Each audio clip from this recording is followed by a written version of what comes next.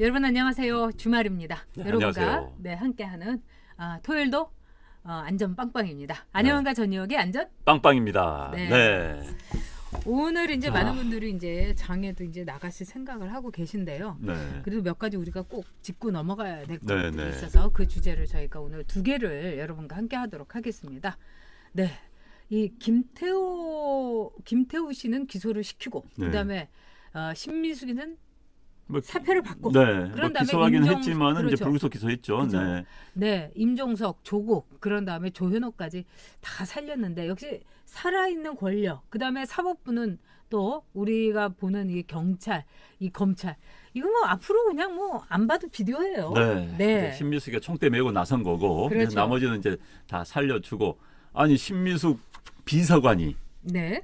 한 걸 왜 수석이 모릅니까? 모를 수가 없어요. 그러면은 이 저기 업무를 안 한 거죠. 안 한 거 직무유기죠. 네. 그러면 네. 직무유기죠. 네. 무능하거나 그다음에 비서실장한테 보고가 안 됐을까요? 다 됩니다. 저건 다 되는데 그러나 어찌됐든 신미숙 비서관 10개 비서관 하나 기소하는 것으로 끝내고 게다가 무슨 이제 그 말도 많고 탈도 많은 민정수석 씨 관련 문제 네. 그렇게 많은데 조국은 아무 일도 너 없고. 타치 너 타치 네.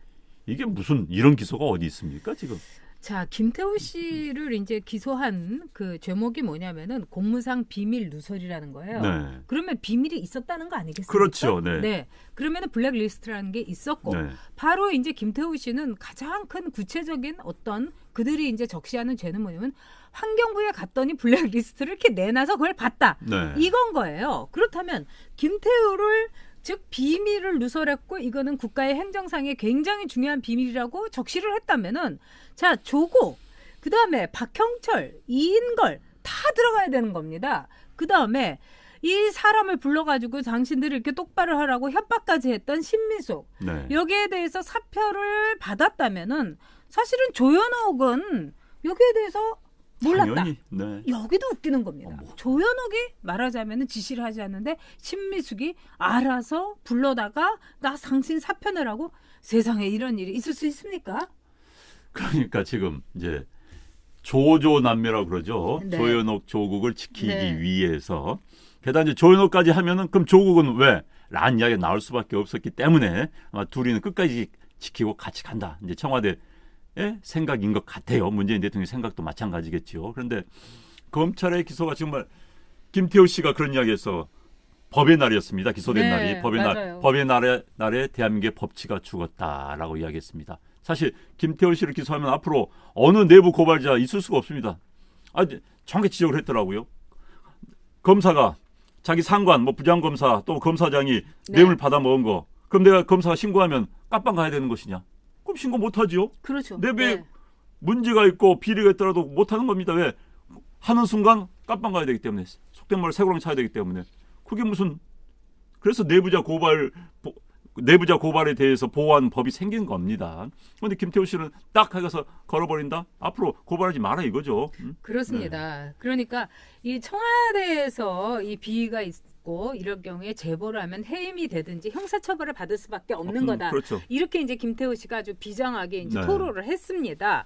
그렇다면은요, 지금 또 두 번째로는 이 아래 것들만 이제 신미숙에서 꼬리를 자르는 네. 이 똑같이 공조를 하고 이래도 아래 것들만 이제 죽이는 네. 이쪽으로 간다는 거 아니겠습니까? 그렇죠. 그러면 뭐 김기춘 그다음에 조윤선 이 파이트 리스트에서 네. 이 식으로 하면 조윤선만 벌을 받아야 되는 거예요. 그런데 왜 그렇죠. 김기춘 이분은 지금 생명이 왔다 갔다 하는데 이 김기춘 비서실장은 이렇게 잡아놓고 있고 정말 이 사람들 유전자가 이상한 유전자입니다. 아마도 변형 유전자예요. 네. 조윤선 밑에는 비서관이 들어갔어야 될 거예요. 그렇죠, 이 기준대로 맞습니다. 하면 조윤선 씨도 네. 안 들어가는 거예요. 아니 이미 들어가 있잖아요. 그 비서관이 신동철이 들어가 신동철 있잖아요. 그러니까 거기서는 네. 끝나야 되는 겁니다. 끝나야 네. 되는 건데 지금 이 정부가 만든 뭐 관리 그러니까 그 공직자 관리 기준에 따르면은 다 들어야 되는 거죠. 네.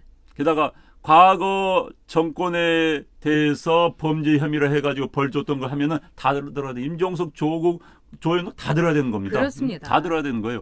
그 기준에 따르면은 게다가 이번에 이제 이야기가 약간 빗나가지만요. 네. 자, 박근혜 대통령이 그 당시 뭐 새누리당입니까? 새누리당의 공천에 개입했다고 2년형을 네. 받았어요. 네. 자, 이번에 여러분들 청와대 똑똑히 봐야 되는 겁니다. 그 기준에 맞추면은 역대 대통령들 2년 안 살 사람 하나도 없습니다. 네. 청와대가 대통령이 공천 개입 안 합니까? 안 할 수가 없어요. 그 기준 맞추면요. 이번에 문재인 대통령 아무것도 안 해야 됩니다. 입 다물고 있어야 되는 거예요. 한마디로 하면은 딱 2년 사는 겁니다. 왜? 박근혜 대통령이 2년 선거 받았기 때문에 확정 받았습니다. 그래서 그 기준에 제발 한번 해보십시오. 자기들이 만들었던 기준으로 한번 현 정부에도 한번 대보십시오. 어떻게 되는 것인지. 이미 저기 2년형은 확정인 것 같은데요. 아니, 됐어요. 왜 그러냐면은 문바들 달창들 지금 이미 비문을 솎아내기 위해서 박영선이도 뭐 장관시켜주고 네. 뭐 이런 거 아닙니까? 네. 그러면은 친문으로 다 물갈이를 한다고 해서 한마디로 제가 보기에는 양정철이를 민주연구원장이 앉힌 거 100원으로 또 그 밑에 앉힌 거 자체가 공천 개입입니다. 급이 안 되는데 그야말로. 그러니까요. 아니 양정철 씨가 일개 비서관밖에 안 했어요. 그러니까. 그런데 그 연구원장. 국회의원이었던 그러니까 국회의원이었던 사람이 부원장. 현직도 그러니까요. 이철이도. 네. 이철이도 아무리 그래도 그런 자리에 가는 게 아닌데 그러니까요. 이 지금 뭐냐면 권력이라는 것이 이런 식으로 휘둘려지고 있고 이런 식으로 나라를 망가뜨리고 있는데 제가 보기엔 그거 자체가 공천 개입입니다. 그리고 뭐 자기네는 내부 고발자를 보호하는 세상을 만들겠다? 이거 문재인 대통령도 자기 입으로 얘기했어요. 네. 그래가지고 그 결과가 뭡니까? 우리가 조금 이따 다루게 되지만 윤지호한테 여가부에서 숙박비, 비행기값, 경호 이거 네. 다 우리 세금으로 해줬다는 거 아닙니까? 돌려받아야 돼요. 그러면서 사실은. 왜 김태우는 왜 잡아놓으려고 이렇게 다 각을 짜고 있냐 이거예요. 자, 이들이 정말 대한민국을 마음대로 법도 규정도 없이 마음대로 운영을 하고 그 법도 규정을 하면 자기들한테 적용하면 해보란 말 진짜 꼭 저는 거듭거듭 해보고 싶습니다. 네. 게다가 지금 아까 네. 뭐 여의도 민주연구원장 네. 이런 데다가 그런 사람들 시킨 것은 대통령과의 친소관계에 의해서 임명이 된다는 것 자체가 이제 조직이 종말 단계에 가면 그렇게 되는 겁니다.